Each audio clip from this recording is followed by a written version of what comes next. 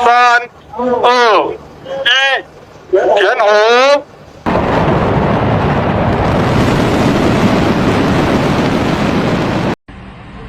作品结束了，感谢牧民配合，也感谢聪明的动物们帮助，让我的点火线路畅通无阻。很感恩在场的大家和我一起实现我年轻时的梦想。Hello， 大家好，我是小懒。你们见过钱多的没处花，非要往天上炸着听响的吗？我见过啊，就在上周，一个卖大几千上万块冲锋衣，天天把保护自然挂嘴边的高奢户外品牌始祖鸟，一个在国际上拿奖拿到手软，玩火药玩成艺术大师的牛人叫蔡国强，这俩王炸组合凑到一块儿，你猜他们干啥？他们俩一拍即合，揣着3000万人民币，跑到我们中国的喜马拉雅山海拔5500米的地方，搞了一场惊天动地的烟花秀。咣的一声啊，一条火龙冲上天际，美其名曰始祖鸟升龙，要向自然致敬。我当时就纳闷了哦，这算哪门子的致敬啊？你逢年过节给你家祖宗上坟，是提着2挂鞭炮在坟头砰砰一顿炸，说爷爷我来看你啦。这不是致敬啊，这是挑衅，是刨祖坟啊！果不其然，这致敬的烟花一放，立马就把自己给炸上了热搜，跟那条火龙一样，嗖嗖的就窜了上去。紧接着，炸山鸟话题直接引爆了全网的怒火。你猜怎么着？网友们不干了呀！人家户外爱好者花1万多块钱买你始祖鸟的衣服，图的啥？图的就是你那个无痕山林的环保理念，图的是你广告里那句守护户外，尊重自然。大家觉得穿着你的衣服啊，自己就是地球卫士，是自然的朋友。结果呢，你这个浓眉大眼的地球卫士，转头就跑到地球的第3级，生态环境脆弱的跟个瓷娃娃似的地方，搞起了爆炸。这下好了，人设彻底崩塌了。网友们那叫一个愤怒啊，感觉智商和感情都受到了双重侮辱。我刚从尼泊尔回西藏到喜马拉雅山脉，就看到了始祖鸟炸山的事情，这让我很气愤。我在西藏户外6年，西藏是我第2个家，我从来没有破坏任何的动植物。西藏是一片高原净土，喜马拉雅山脉更是世界的屋脊，也是野生动植物的天堂，不应该破坏这一片净土。看，这是始祖鸟，看，这是始祖鸟，这个是在国外新买的。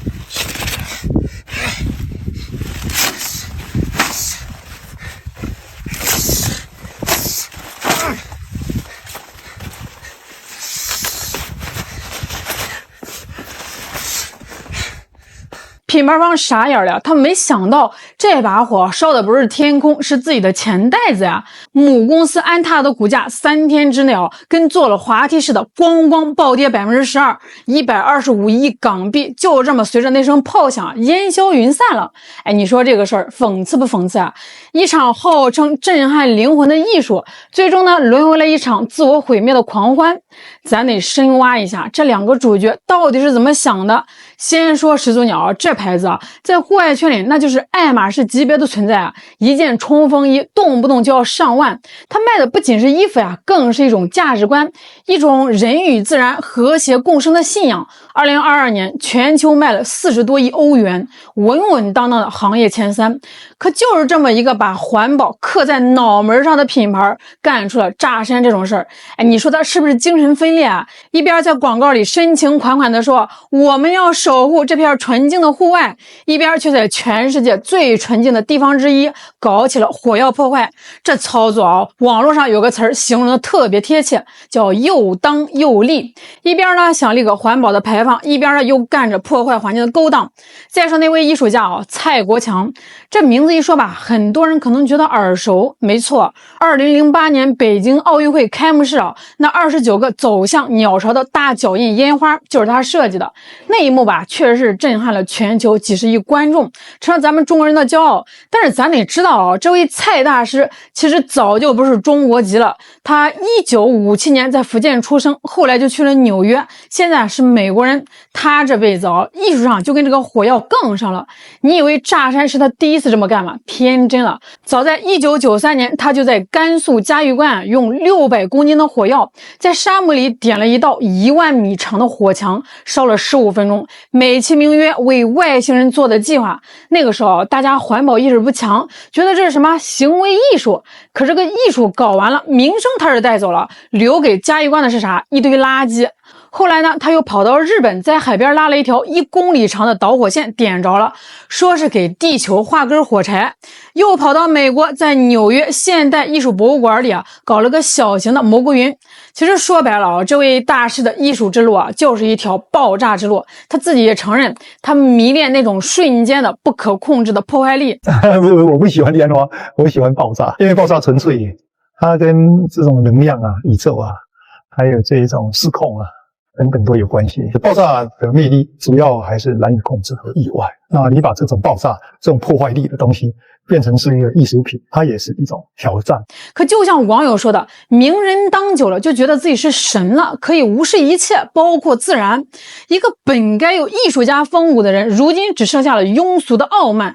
一个本该守护户外的品牌，却干起了炸山的勾当。这俩一拍即合，花了3000万，给我们上演了一出让人眼前一黑又一黑的闹剧。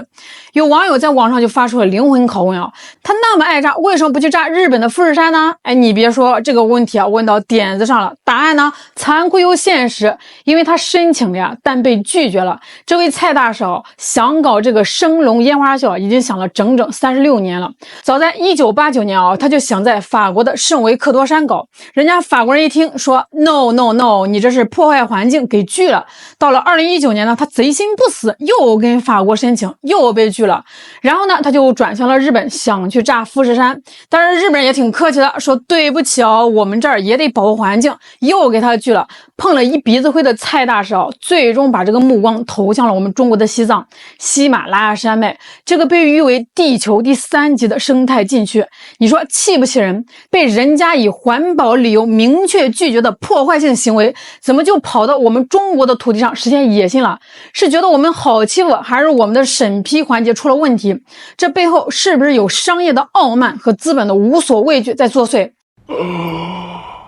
在海拔5500米的生态极其脆弱的地方搞火药破坏，还舔着脸说是致敬自然，这操作我实在是理解不了。可能这就是有钱人和艺术家的世界吧，我们凡人不懂。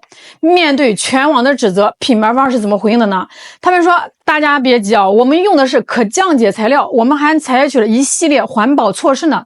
生物可降解这个词儿听着耳熟吧？现在很多塑料袋吸管都号称自己是这个，听着特环保特高级，对吧？但是在喜马拉雅山上，这玩意儿就是个彻头彻尾的谎言。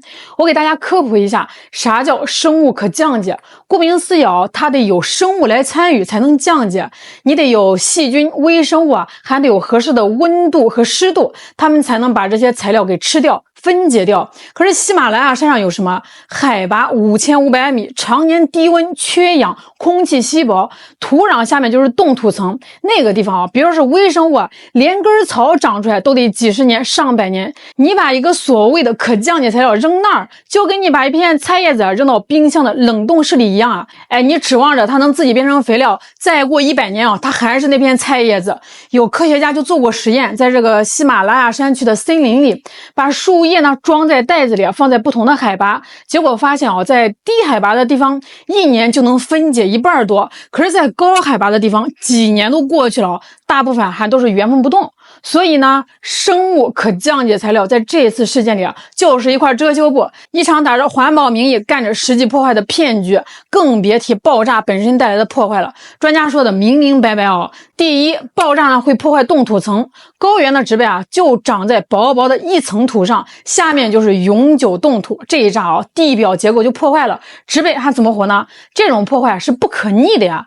这第二呢，化学残留，烟花是什么呀？是火药啊，里面全都是重金属和化学物质，这玩意儿随着爆炸的碎屑渗入土壤，污染水源。咱们去高原旅游，一个塑料瓶啊都得小心翼翼的带下山，生怕污染了那片净土。他们倒好，直接用火药来点缀雪山，这跟往一口井里面撒毒有什么区别啊？还有这第三哦，噪音污染。你觉得放个烟花听个响很热闹，但是对于野生动物来说，那就是一场浩劫啊！那巨大的爆炸声足以让胆小的藏羚羊受到惊吓，四处奔逃，能把鼠兔从洞里面震出来，毁掉他们的家园。对于这些高原上的生灵来说啊，这就是一场人为的灾难。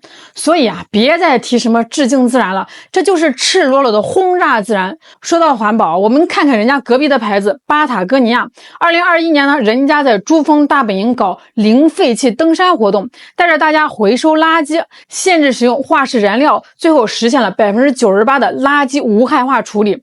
演员胡歌在一部纪录片里说过一句话，我觉得特别的好，真正的守护是不打扰，这才叫真正的敬畏自然呀。那事情搞砸了，危机爆发了，这按理说赶紧出来道歉，拿出诚意来解决问题，对吧？可是始祖鸟的公关团队啊，上演了一场堪称教科书级别的灾难性操作。我总结为作死4连错。第一错呢，装死，危机公关啊，黄金时间是22小时，可是他们在事发后选择了当鸵鸟，把头埋进沙子里，不出声不回应，任由舆论发酵。这第二错呢，毁尸灭迹。他们反应过来之后啊，干的第一件事就是掩耳盗铃，火速删掉了之前所有关于这个升龙计划的宣传物料，想假装这个事儿没发生过。朋友们，现在是互联网时代啊，你以为删了就没人记得吗？这只会让人觉得你心虚啊。还有这第三错啊，甩锅。那被骂的不行了，客服啊终于出来统一口径了，说啥？说这个项目是经过当地生态环境局批准的。好家伙，锅甩的那叫一个干净啊！潜台词就是别骂我，要骂就骂批准的人去。还有这第四错啊，道歉的毫无诚意。最后呢，在股价暴跌、全民抵制的压力下，他们终于发了一封道歉信。但是那信写的吧，通篇都是公关话术，什么深感歉意啦，什么吸取教训啦，一点都看不出诚意。更骚的操作还在后头啊！有细心的网友发现，他们的中英文道歉信啊，内容还不一样。在中文版里啊，他们说这是项目执行上出现了偏差，那到了英文版就变成了中国团队和本地艺术家的责任。看见没？这个套路多深啊！对内含糊其辞，对外就把这个锅甩给中国人，这是道歉吗？这是在秀他们的傲慢和双标啊！市场是残酷的，消费者不傻。你这么一通操作下来，结果就是股价继续跌，黑猫投诉平台上的投诉量暴增300%，核心用户就是那些真正的户外大佬、登山圈的 KOL， 纷纷发声明终止合作，终身弃鸟。这下可真的是赔了夫人又折兵，里子面子全丢光了。一场耗资3000万的烟花秀，最终变成了一地鸡毛。烟花的美丽啊，只有短短几分钟，但是它给喜马拉雅山脉的生态带来的创伤，那可能是几十年、上百年都难以恢复。艺术呢，可以追求极致，但不能没有边界啊。商业可以追求利润，但必须守住底线啊。这个底线啊，就是对生命的尊重，对自然的敬畏。当那条火龙在喜马拉雅山的夜空中炸开时，我们看到的不是艺术的震撼，也不是品牌的格局，只有2个词儿：愚蠢与傲慢。希望这125亿的学费啊，能让始祖鸟，也让所有品牌和名人明白一个最朴素的道理：自然不是你家后花园，想怎么玩就怎么玩，水能载舟，亦能覆舟。消费者能因为你的理念给你捧上神坛，也能因为你的背叛给你摔得粉身碎骨。希望这样的蠢事啊，以后再也不要发生了。好啦，今天就给大家聊到这儿啦，我是小懒，我们下期再见。